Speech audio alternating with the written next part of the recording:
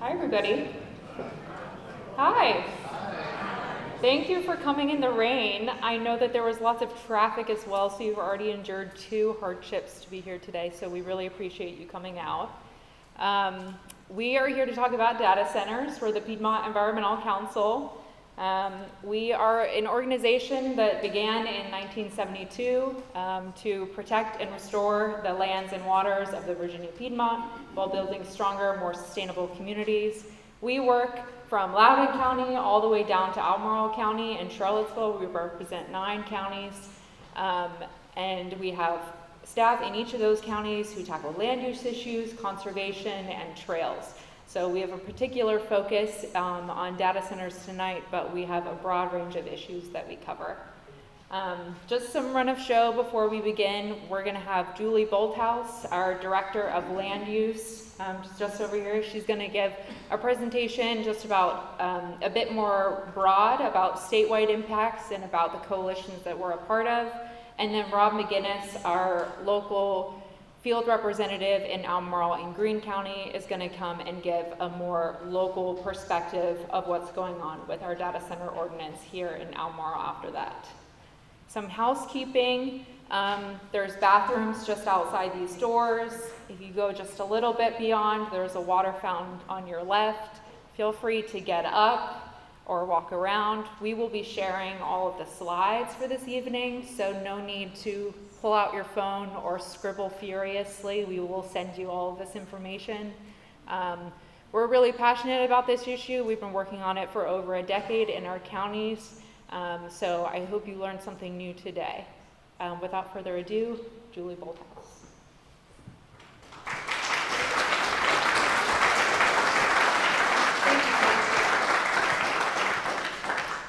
So we've got a presentation. It's a little bit dense, but we're going to try to break down this issue and make it as understandable as possible. First, we're going to start with the current trends and cumulative impacts that we're seeing from the data center boom within our state, and honestly, that's happening globally.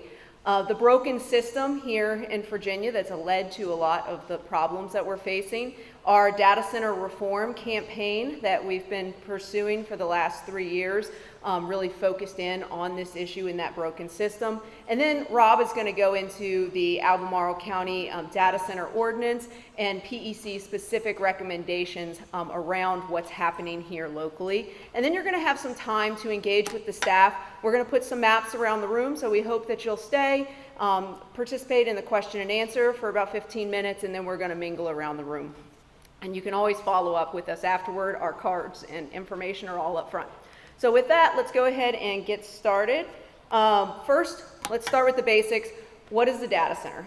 First, data centers are very different. Some of them are very small, some of them are very large. We've had data center growth since the 90s in Loudoun County, so what a data center is has changed over time. It used to be the back room of the office, and now it's these hyperscale data centers like the one in front of you. We still have smaller data center facilities that are associated with things like our universities, our hospitals, our banks, things like that. But what we're primarily concerned with, and we're going to be honing in on tonight and really focusing in on, is these hyperscale data centers. These are the facilities that are over like 200,000 square feet. And just for perspective, what is 200,000 square feet? A Walmart supercenter on average is about 180,000 square feet. So it's bigger than your Walmart supercenter. These facilities can get up to 500,000 square feet for a single building. These things can get very, very, very large. So we're going to talk a little bit about what happens inside of these facilities first. If you look at the picture to the side there, you'll see what the inside of a data center hall looks like. That's what's happening inside of one of these concrete buildings. They are filled with data halls that then have rows and rows of these things called racks, and inside the racks are servers.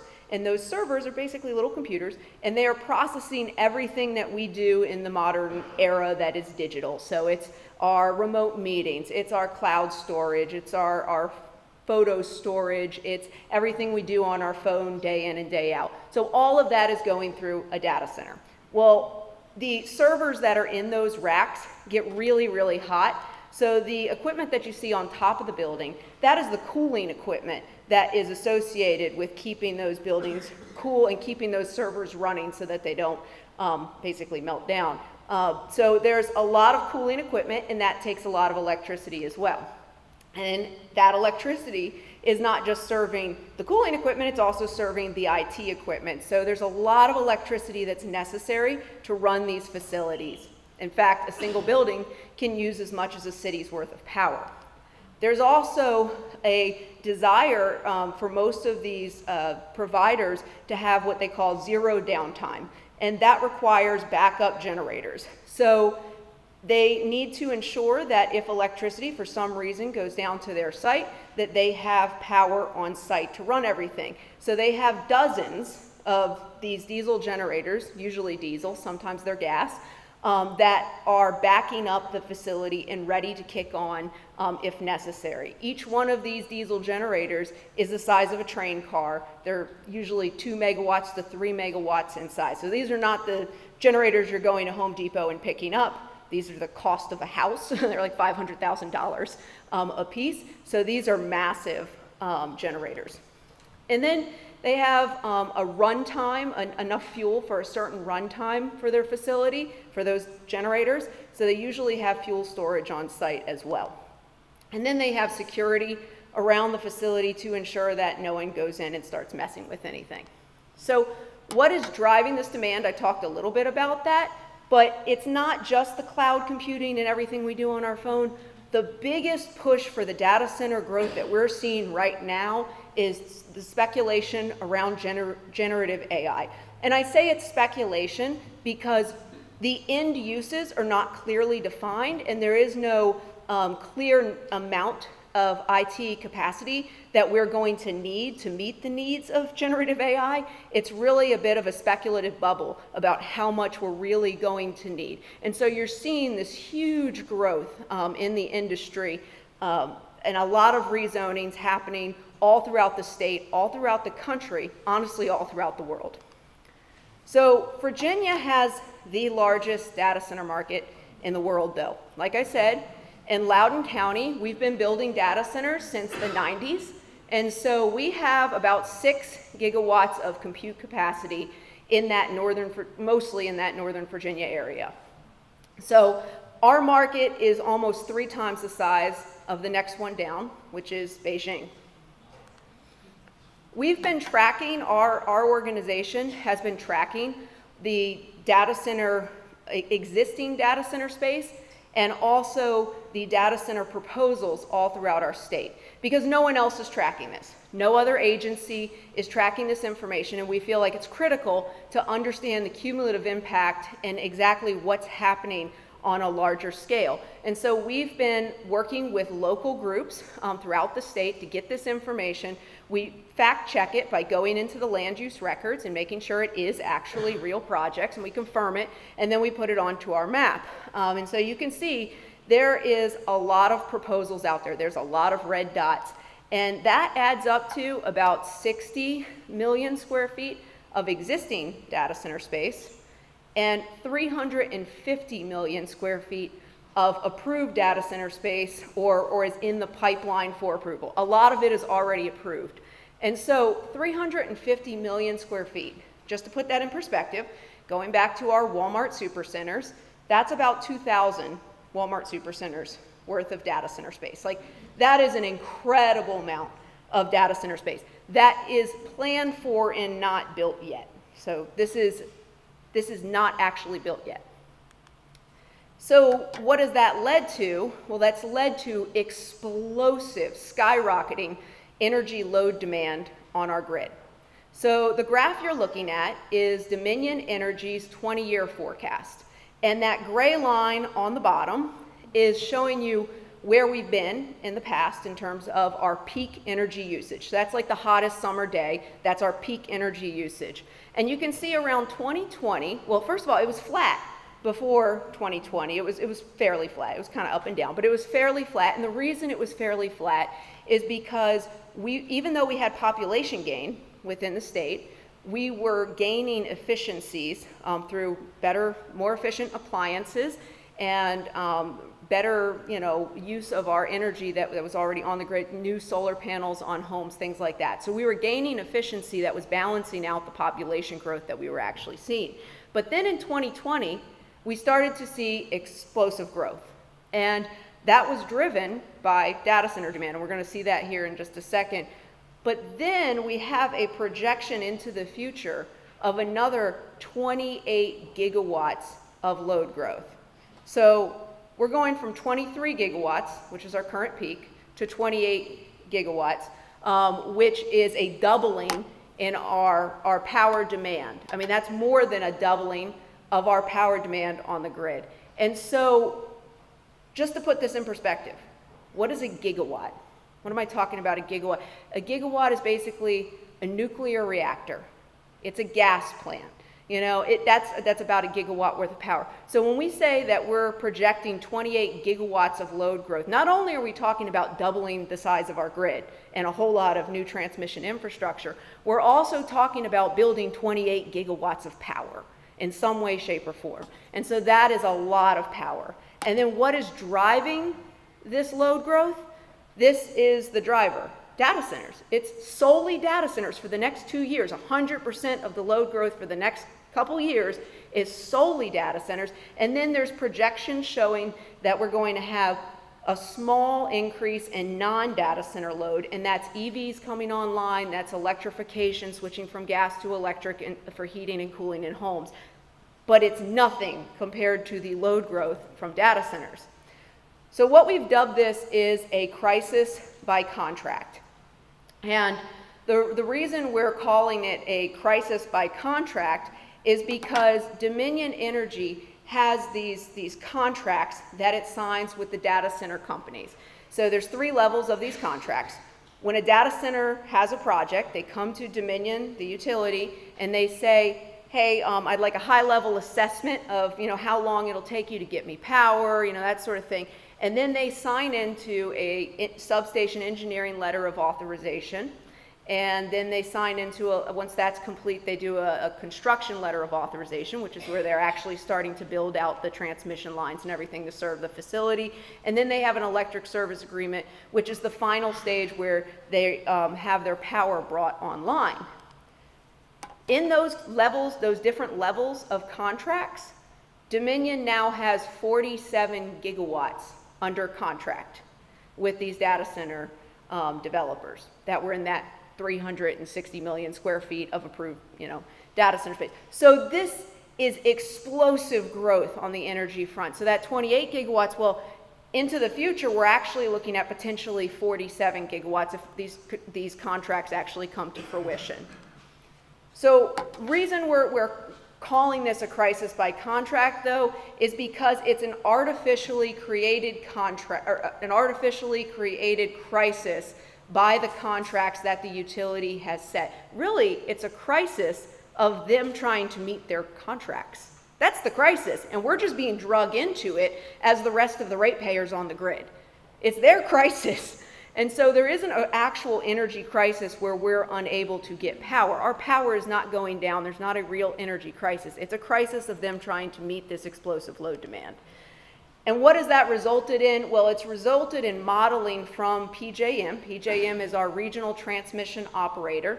And so it's modeling from PJM that is basically saying that we need to fast track high capacity units onto the grid. And these are units that PJM has somewhat arbitrarily identified as the best at handling the type of demand that we have potentially coming onto the grid. And so they model it out, and they have fast-tracked through that process 11.8 gigawatts of gas.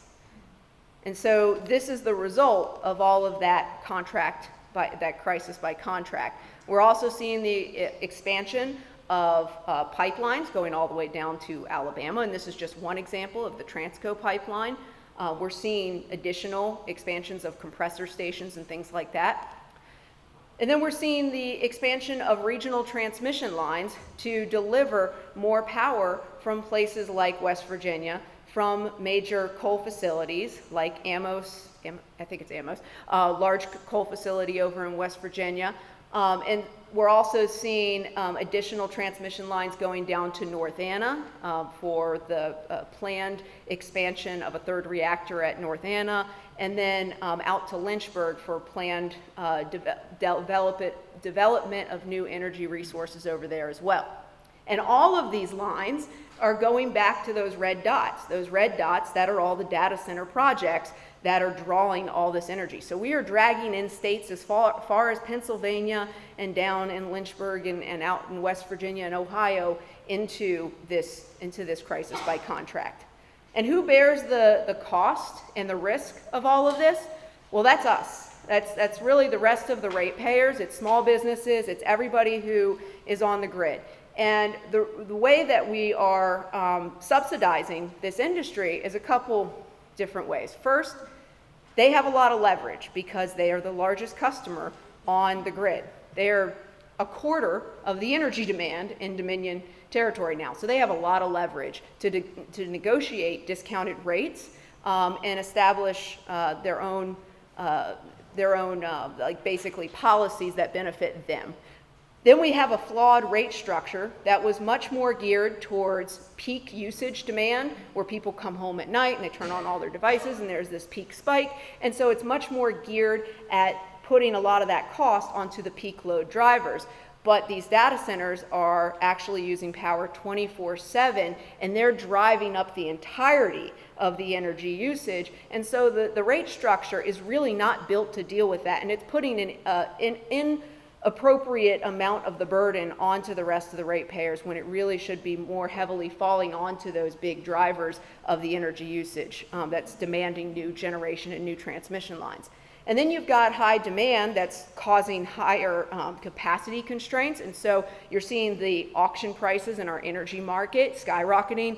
You're seeing the fuel prices for gas going up. And so all those costs are falling on us as well because of that mismatch between supply and demand.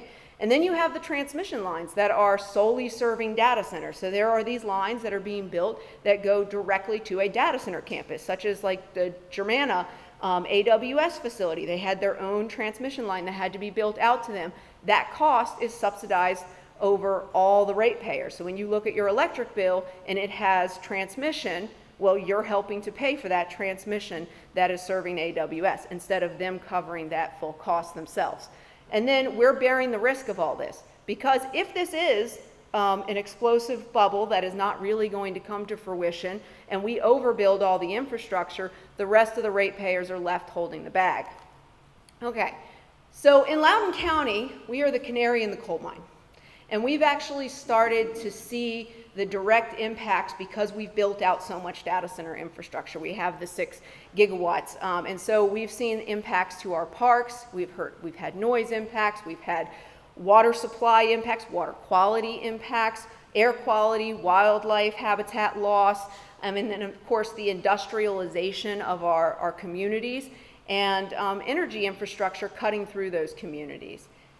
And I want to really highlight that data center development is different. It's different than other types of development that we often are dealing with in our communities. It's unprecedented. It's explosive growth, and there's a lot of speculation in this market. They use more energy than just about any other use out there. Maybe a steel mill could use as much, but with the exception of that occasional steel mill, they are using more energy than any other facility out there. They have more generators than any other facility. A hospital might have a few generators behind it. A school might have a generator. There's other uses that have a couple generators. None of them have permits for like 120 generators, which is what we see with the data center campuses. Their water usage is consumptive. And so that's somewhat unique as well. A bottling plant might be a consumptive water use, but most land uses are not consumptive. The water, like if you have a hotel, the water goes back into the sewer, and so it actually gets back into the water system, the overall water system. If you have irrigation or something like that, the water goes back into the ground. And so it's different where you're evaporating out the water. That's a full loss of the water. And so that's very impactful, and you have to plan around that. And then the facilities tend to cluster, which leads to cumulative impacts on air, the air pollution, the water quality, the water consumption, and the energy infrastructure. These are just a couple photos, mostly from Loudoun County, just kind of showing the impacts of all this infrastructure. This is the backbone line that goes just east of Leesburg. We need another one of these, the larger line that's in the picture. We need to build another one, and that is one of the big projects that is ongoing in Loudoun County to deliver all that power up to Data Center Alley. A whole bunch of transmission lines are cutting through neighborhoods to get the power to the data center facilities that have been approved in Loudoun and Prince William and Fairfax County. And so you're seeing these kind of transmission lines through neighborhoods a lot more frequently.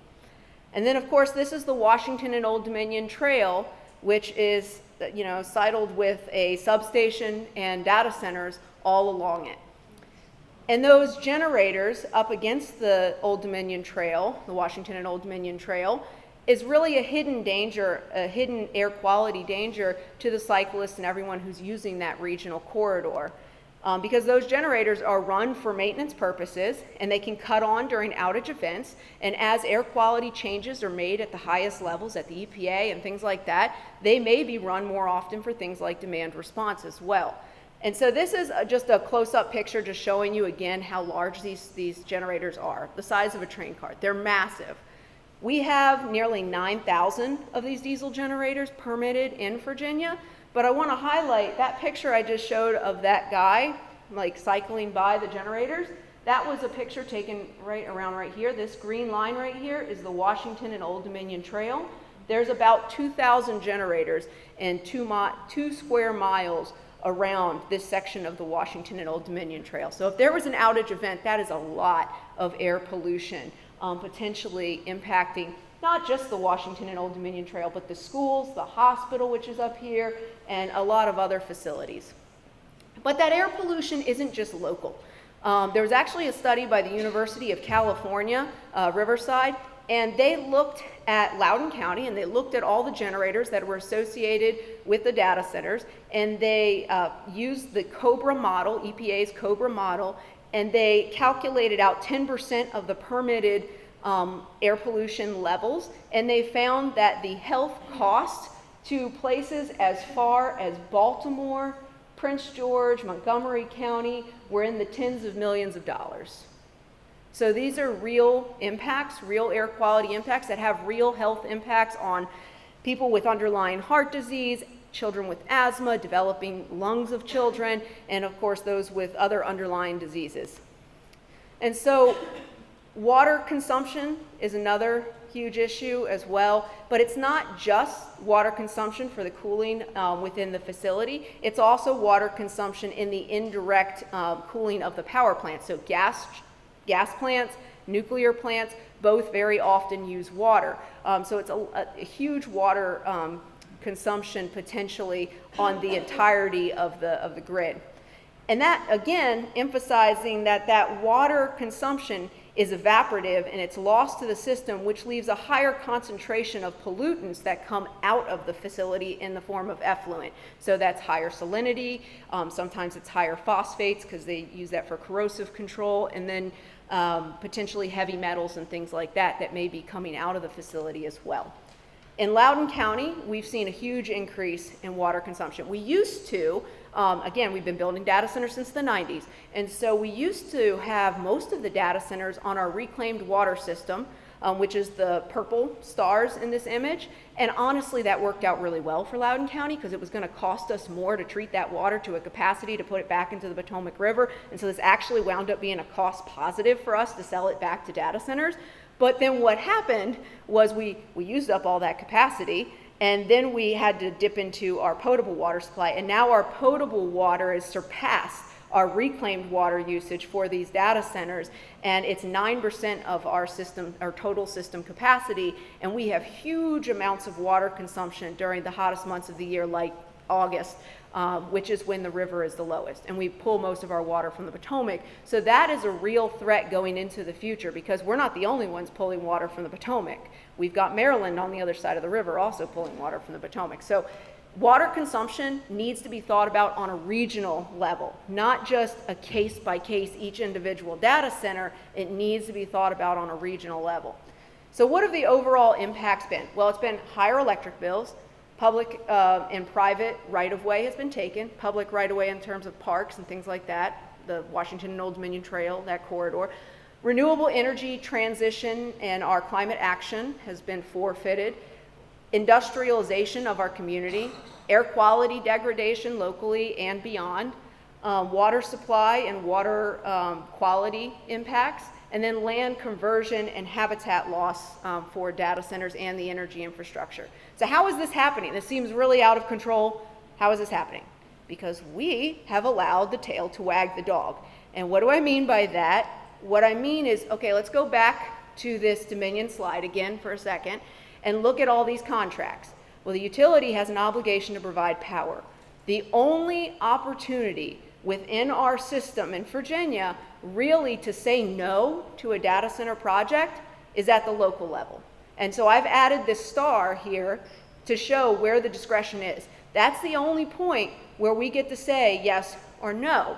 And so the problem is when a locality is reviewing a data center project, they're reviewing it like any other land use. They look at the traffic impacts. Traffic impacts for data centers are pretty low. They look at the aesthetics. You know, what kind of trees are they going to plant? Are they going to use natives? That sort of thing. They look at the lighting around the facility. They look at the typical things that they look at with a land use proposal. What they don't look at is all the other stuff. So it's different than other types of land uses. It is driving massive energy use. It is driving power plants. It is driving transmission lines. It is driving high water consumption. And it's driving up the prices for the rest of the ratepayers to build out all the energy infrastructure that we need. And I couldn't get a good picture of it, but it's also driving up regional air quality impacts as well. And so you're causing health impacts to the community too. So those are things that the locality isn't really equipped to review. It's not something they usually review with most land use proposals. And so this is why I say the tail is wagging the dog. The locality approves the data center, and then the data center brings this sweeping swath of all these impacts to the community far beyond the locality. So Loudoun County approves a data center, and potentially Chesterfield gets a gas plant.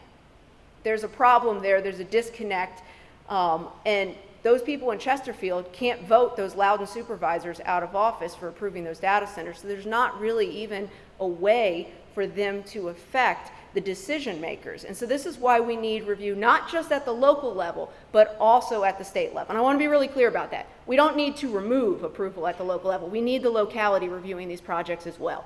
But we also need review at the state level.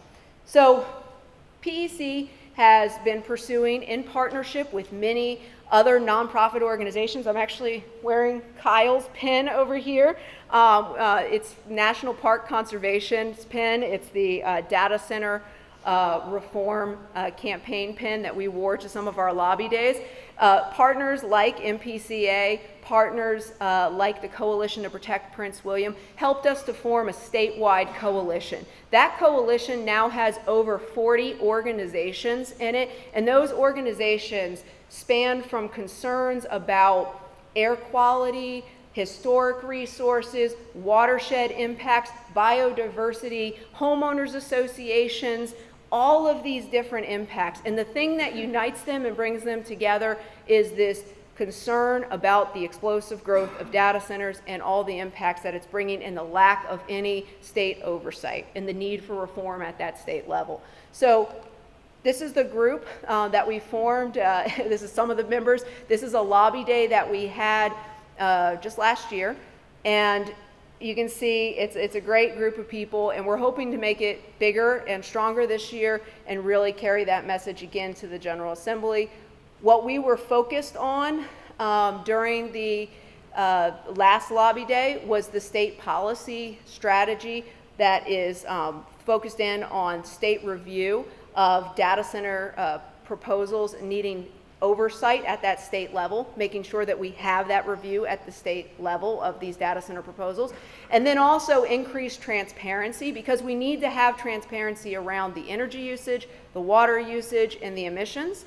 And we need to have the industry paying for all their infrastructure, because right now that cost is being shifted onto the public, and if they had to pay their full bills, they might be more inclined to be more efficient and more thoughtful in their energy usage.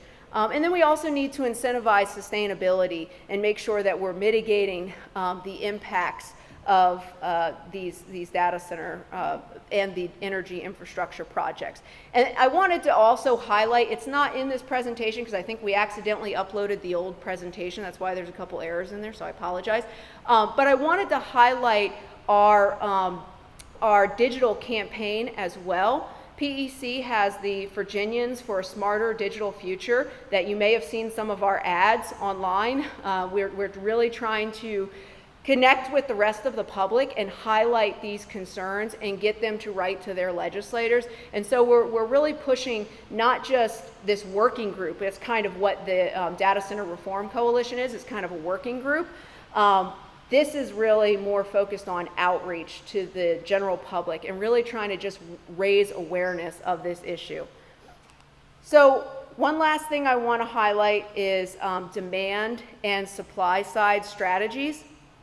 We know that there are two sides of this that we have to focus in on. Both of them are equally and critically important. First is the demand side strategies. We need to ensure that we have full transparency of the projected energy, water, and emissions, and they are weighted appropriately in that cost-benefit analysis when we are approving these projects. And so that's a demand side force that will hopefully reduce demand if they were actually fairly assessed. And then transparency during the operation. We need to make sure that investors and consumers are able to make informed decisions based on the usage and the impacts of that usage. Because maybe if you knew, like with this AI superhero generator, if there was a little thing underneath that said, by the way, you using this generator is going to use this many hours of electricity and this much water, I might actually make a different decision and be like, you know, I'm gonna draw my own superhero of myself instead of doing this AI generator. I didn't realize how wasteful it was. And then preventing externalization of cost, again, going back to that ratepayer protection, but also sales tax exemptions. This industry gets the largest sales tax exemption in the state, $1 billion. And so we need to make sure that that sales tax exemption, if we're going to give it to them, which I would argue maybe we shouldn't be giving them so much of an exemption, but if we're going to give it to them, we should be getting something back in return. And it should be very significant in terms of really mitigating those impacts of pollution and energy usage on our grid. And then prioritizing critical AI use over other types of use. So there is AI that is being used in very important ways to potentially solve mysteries that we've dealt with in the medical field and in the climate field, and even making our grid smarter. We might be able to use AI to do those things. And that is a good use of AI and probably is a higher priority, again, than this AI superhero generator. And so we have to be really transparent about what are the uses of AI as well, and how are we prioritizing the ones that are best for society and are really worth the use of resources. And then on the within the actual facilities and within the software space, we need to ensure that we're requiring or incentivizing more efficient and smaller software design and AI models. We need to maximize IT and cooling efficiency. We need water conservation practices within these facilities. We need to make sure that we're utilizing things like waste heat utilization if we can. Geothermal heating and cooling, on-site solar, wind, advanced geothermal, on-site battery storage instead of those polluting diesel and gas generators. And then utilizing flexible load shifting, which is something some of the folks in the industry are able to do. But the supply side is critical. We have to make sure that we're building renewable energy for this demand as well. Because here's the thing, there's 360 million square feet of data center space in the pipeline. The vast majority of that is already approved. We're building more energy infrastructure. And so if we build a whole bunch of gas plants, that's what we're stuck with for the next 25 or so years. And so we have to be very thoughtful about how we're meeting the energy demand as well. And so we need to pursue innovative grid solutions, advanced conductors, smart grid technology, more battery storage and solar on the grid, and then virtual power plants, taking advantage of what we already have out there in a smart way. And then retaining net metering to incentivize rooftop solar, parking lot solar, and things like brownfields and agrivoltaics. So last thing I'll leave you with is what PEC is focused on. First and foremost, local ordinances and applications. I am the Director of Land Use, and so we have a staff of 8 that work in our 9-county region directly in those localities, helping localities like Albemarle County get their ordinances right and help to push back on inappropriate data center proposals and other inappropriate land uses as well. And so that's critically important, because remember, that's the only place we actually have any ability to say no to some of these impacts at this point. And then we also are working on legislative changes at the state level. We're pushing for green energy or clean energy and smart grid solutions. We're engaging in the SCC cases as they come up. There's a variety of different cases, like the biennial rate case for Dominion Energy, which has what's going on. It's ongoing right now, and PEC was an intervener on that, and it's critically important in terms of that ratepayer protection, what's decided in that case. And then we've got other cases like our transmission line cases and power plant cases like the Chesterfield gas plant. And then we've got outreach and education, because we know that we can't do it alone. We've really got to get people informed about what's going on so that there's broader understanding of these huge impacts. And that's not just at the legislator level, but that's the general public, and that's also even the industry. The industry is not a monolith, and many in the industry do want to be more sustainable, and they have products to try to be more sustainable. And so trying to lift up those industry players and work with them as best we can to get good regulatory solutions in place that they can support. And then working on the studies, because we want our state agencies to be doing these studies, really. We'd like for the state agency to have a map of all the data center development and everything that's going on. But if we can't get that, at least having our academic institutions starting to dig into this information, community volunteers out there gathering air quality data and water quality data, and nonprofits digging into these issues like IFA, I think, or no, God, I'm butchering it. Anyways, they did a great study on the impact to our gas infrastructure from the data center push that's going on. So with that, I want to turn it over to Faith to introduce our local land use rep. Thank you. Give it up for Julia.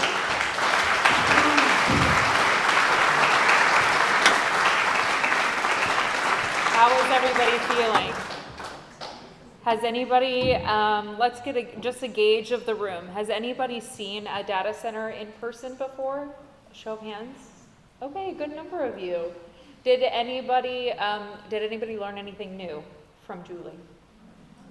Great.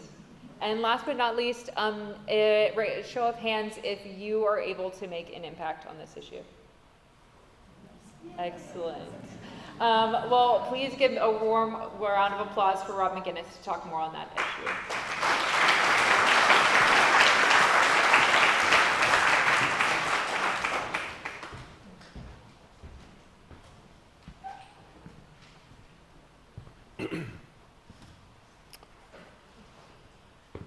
I'm going to try not to do too much overlap with Julie, but I'm going to address some of the issues that she talked about in terms of impacts. My focus is on Albemarle County, and the work I've been doing is almost 3 years now. Talking with supervisors, planning commissioners, doing research, talking with staff.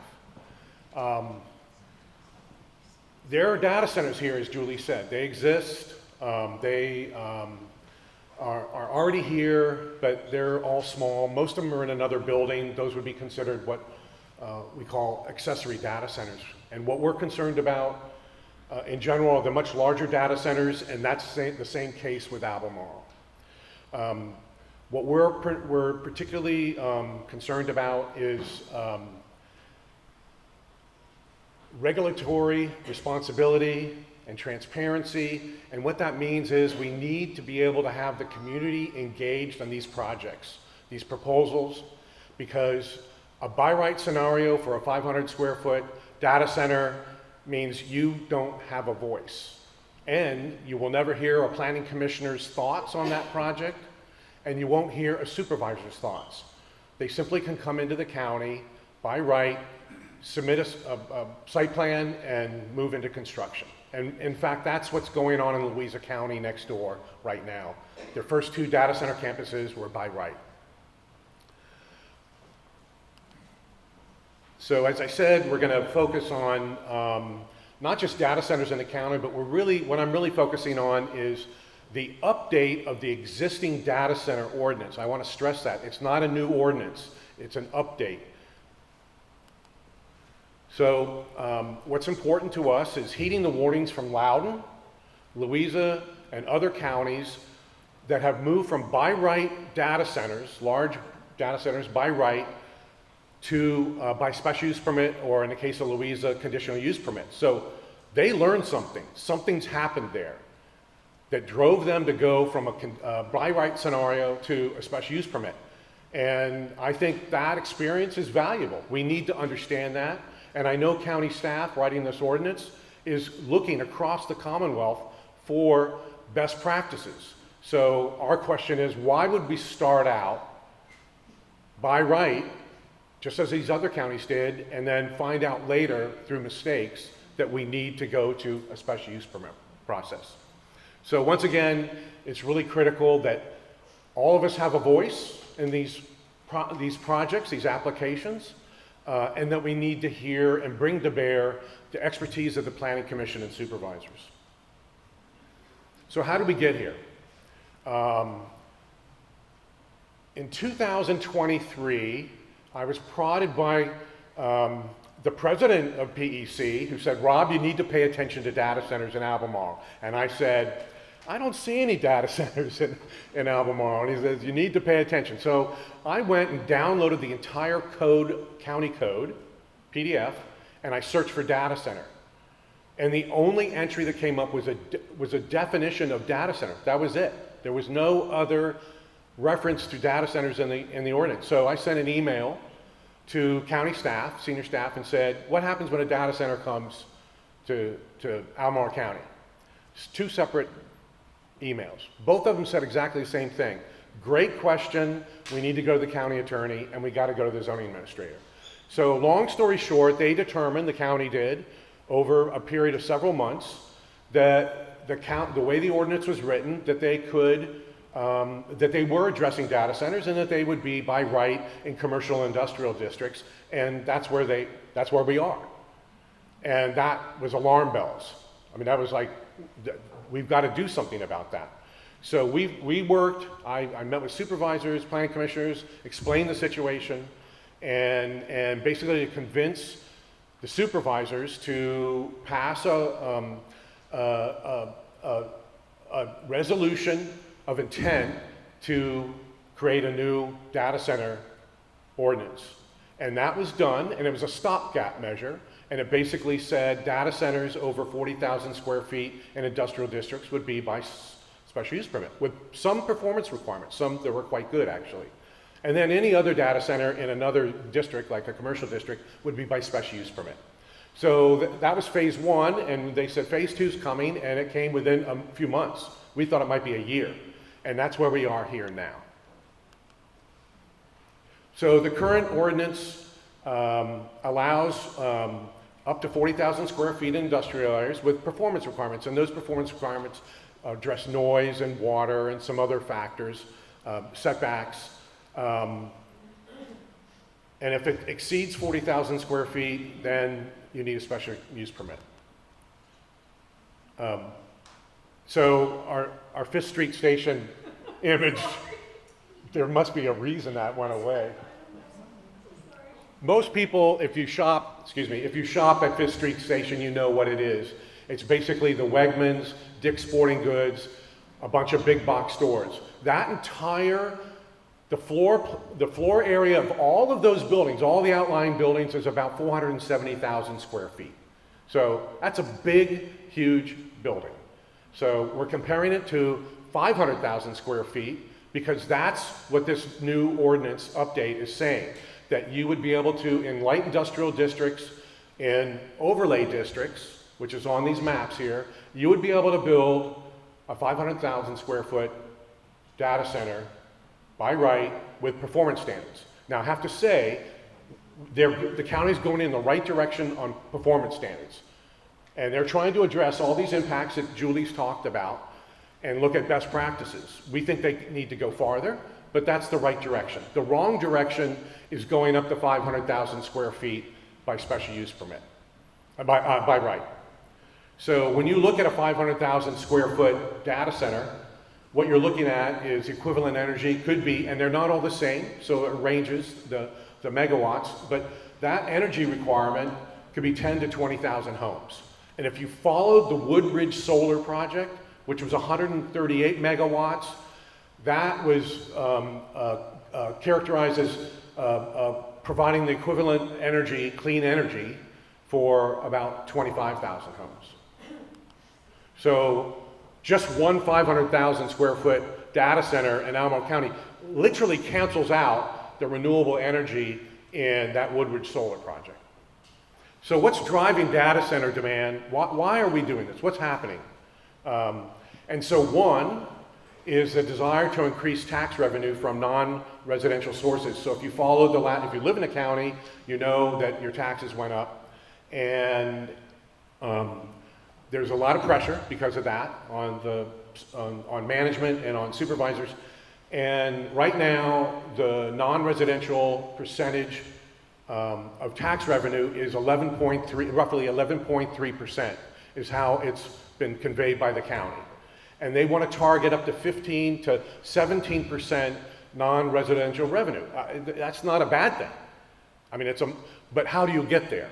And is it really through lots of data centers or a much more diverse range of non-residential uses that could come into the county? The other piece is economic development goals, and I got appointed representing PEC on the Economic Development Strategic Plan Stakeholders Committee. So I just dove right in and have a pretty good understanding. If there is now a strategic plan that has been prepared, it will be adopted into the comp plan and will be the roadmap for economic development going forward. So that's 29 North, you're looking north towards Greene County. And that's the it's really Ravenna Futures land that the county bought that they haven't developed yet. And then the US 29 North proposed Defense and Intelligence Innovation Corridor, which I'll talk about in a minute. And there's a substation, but it's really off the frame. And all those things have something to do with each other. So at a state level, there's all kinds of economic development going on, all kinds of planning. I'm not going to go into details, but it comes from the governor's office, it comes from the Virginia Chamber of Commerce, and I'm not going to stand here and demonize economic development because that's not really the right thing to do. But we pay attention, and I'm connecting the dots. So my research, I find out that one of the goals, a strategic goal, is a defense and intelligence industry corridor stretching from Fauquier County to the city of Charlottesville. When this got updated, it referenced data centers as part of this ecosystem. That's the economic developers term, this ecosystem that would run down that corridor. So a part of this corridor, a major part, this is Ravenna Futures, and it's the Intelligence and National Security Innovation Acceleration Campus. And off to the left here, that's NGIC, National Ground Intelligence Center, Defense Intelligence Agency, all good. Good stuff. Great jobs. They're good neighbors. The county's done everything it can to make sure they stay in the county and that they can grow. And the campus is where The private sector would expand, contractors who have contracts with the military, and doing the kind of work that's needed and needs to be completed by contractors. So this is a major driver on that corridor. And the corridor has been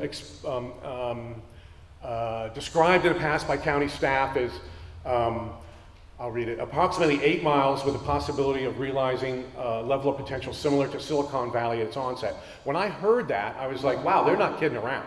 Why would you compare this to Silicon Valley? And because it's beyond aspirational.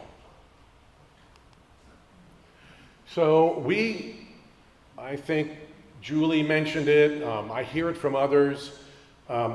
Economic development, what's going to happen?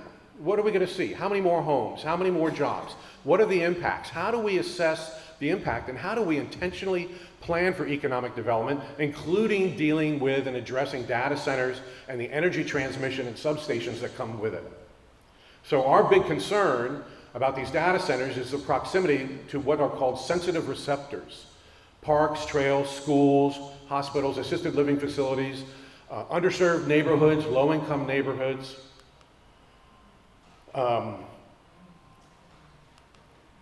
So this is in Haymarket. I've been to Data Center Alley. I've driven all through it. I've stood there. None of these photos do any justice to the scale of these buildings and the amount of buildings and the infrastructure that comes with it. So that arrow is pointing to a place where I stood, and there's a data center right there.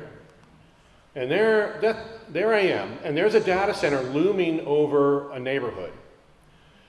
And the county is trying to come to terms with this with their setback requirements. Other localities want 1,000 feet, some 500. It remains to be seen what happens with this ordinance, but that's what we'll be working on. That data center when I was there, had no equipment in it at all. It was empty because it could not interconnect with the transmission lines because they were in a queue that they had to wait. And some of these facilities wait years. And there's a reason I'm bringing this up. And I'll talk about that as we get farther. So let's look at where the overlay districts are located. We have these maps here. And what we did is we just took the county polygons, their parcels that they gave us, they gave the public, and we put them on our maps. And then we also have these symbols, and they're symbols for residential neighborhoods, hospitals, medical facilities, assisted living facilities, parks, trails, and looked at the proximity of these districts to those sensitive receptors. So north is straight up. Essentially the spine that you see going across is 29. You can see the core of Charlottesville and UVA, and then those are the locations, and I'm not going to read those off because I'm going to get in deeper here. So here's the Airport Industrial District. This is UVA Foundation's property, but not all of it. There's other private owners. And you can see the airport to the left, 29. This is 29 right here. Okay, here's Ravenna Station right here. So all those blue polygons are neighborhoods. Those are existing neighborhoods where people live. And so now you can see we have a concern about neighborhoods up against data center facilities. And we did this quite a while ago, but this is an existing transmission line, and this will make sense in a minute or two.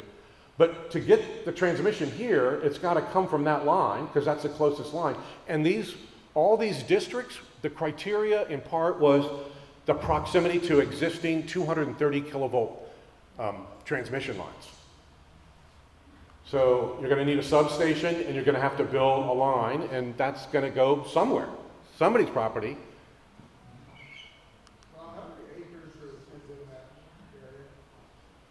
How many acres in this one? Oh, so this is a little tricky because the foundation has been working on cleaving off this piece right here south as residential. So I think it's well over 1,000 acres. I mean, it's got to be when you look at, so here's scale. Ravenna Futures, what they bought up here was, I want to say 460 some acres. So this is probably, I don't know, this whole thing right here could be as close to 800 acres. And if Fred Missel, you're here, let me know what the right answer is. He's the Director of Design and Development and a Planning Commissioner. So here's 64, here's 29, going south. This is all, by the way, all of these districts, these overlay districts, are in the existing development areas. They are not they're not proposing anything to be in the rural area at all. I've double checked it all. They're all parcels that are in the development area. So here's residential. This is Granger, which is being built right now. This is a school that has grade school kids in it, private school. This is Camp Holiday Trails, where disabled and injured children come during the summer and spend time. This is Haywood Forest, and more residential. And then my doctor's right there. That's major medical facilities. It's also research and where biomed is. So you need a transmission line. Here's the existing transmission. Somehow it's got to get from here to here. So once again, and then have a substation. Okay, so here's State Farm Insurance, one of the largest buildings, and if you could see through this red, that could be a data center right there under the ordinance. That would be by right. Well, what's right here? That's Martha Jefferson Hospital, right across the street. So imagine 20 generators that are running continuously under a demand period where we're in the hottest day of the summer, and they're running 7, 8, 10, 12 hours. Here's an existing transmission line. They need a new substation. This is residential here, residential. That's assisted living. This is Woolen Mills. Here's Riverview Park. It actually has trails running down here. People are in canoes running down there. And then here's Ravenna Station. This is an existing line. Keep that in mind for a moment. This line right here.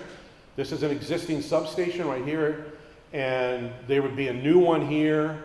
And that's GE. It's Emerson now. And so that building is comparable to the size of a data center. So I'm not going to go too deep in this because Julie talked about it. I'm going to kind of just talk about the specifics of the ordinance. These are all the kinds of land use impacts that we look at when we look at an individual project and when we look at a ordinance. And there you can see in there, fire protection, fuel storage. There's other components in here. Dark sky for lighting. So water impacts. The county's proposing, which is a good thing, to significantly reduce the requirements for water by moving to a closed loop system and using either potable water or recycled water.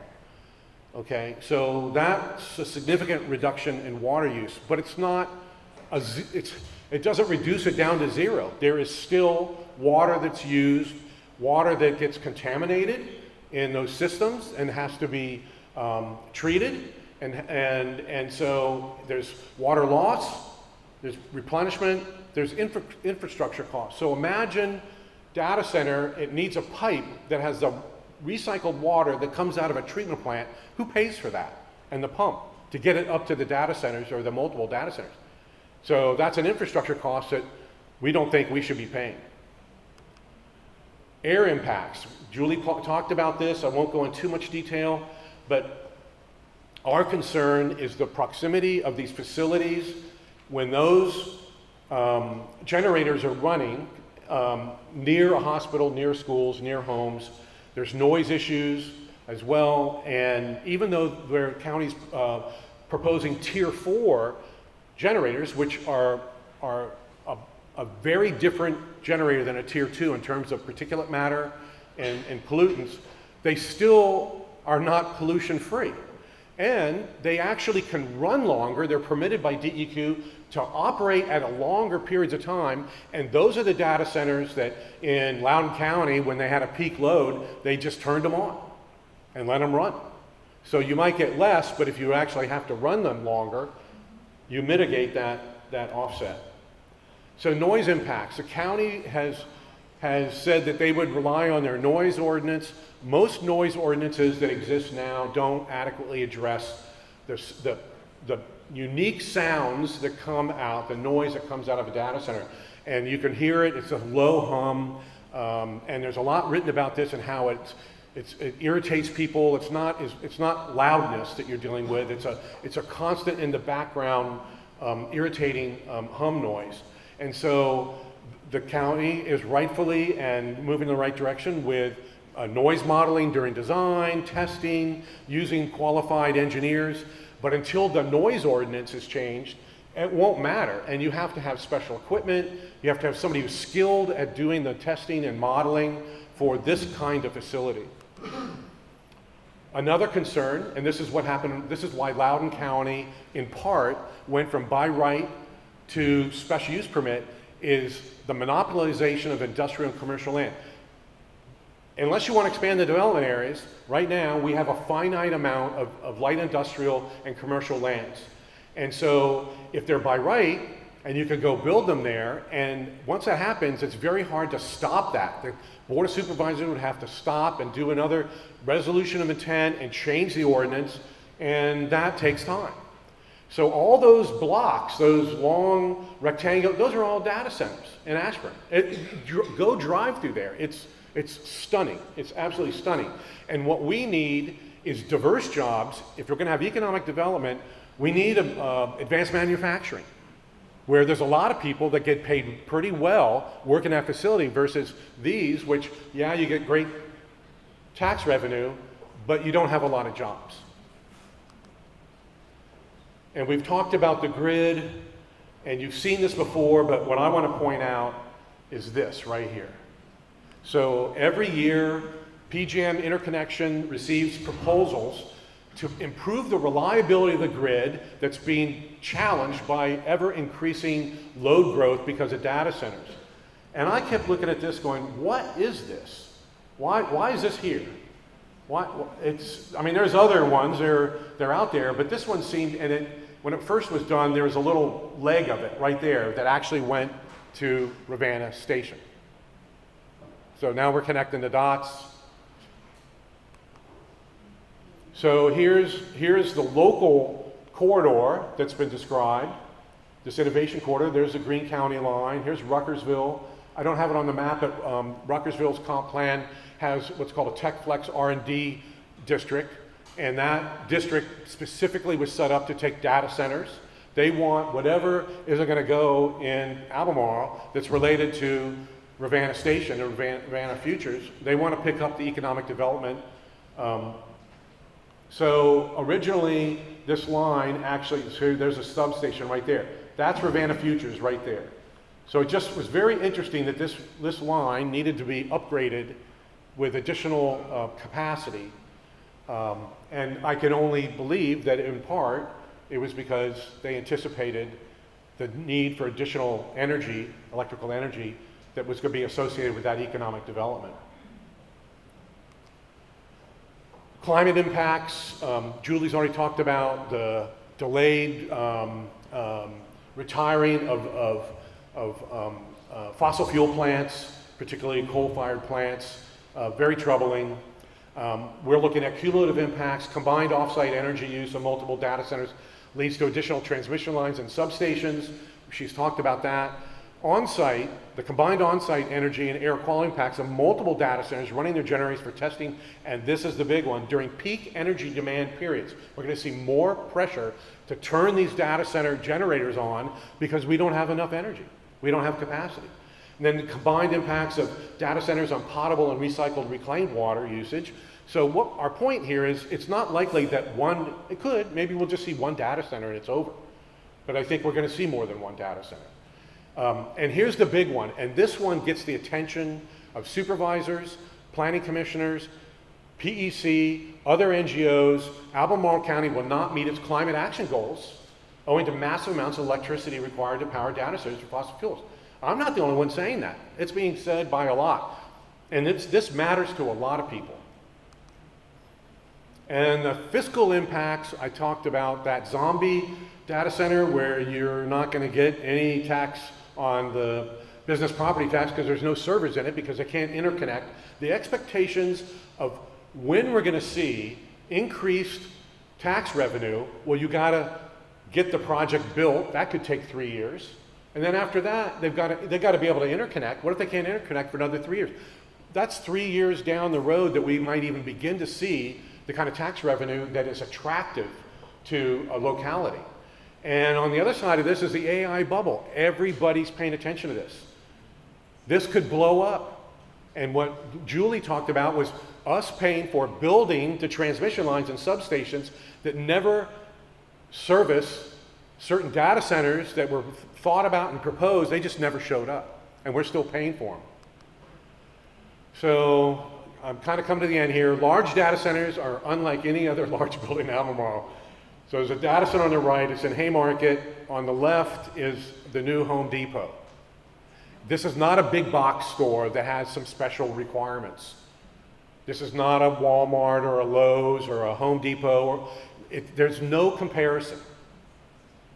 None of those facilities have 20 to 40 generators alone.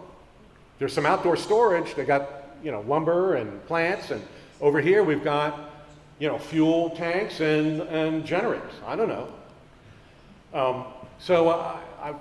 I'm just going to say what we're talking about here is advocating for keeping the ordinance the way it is now.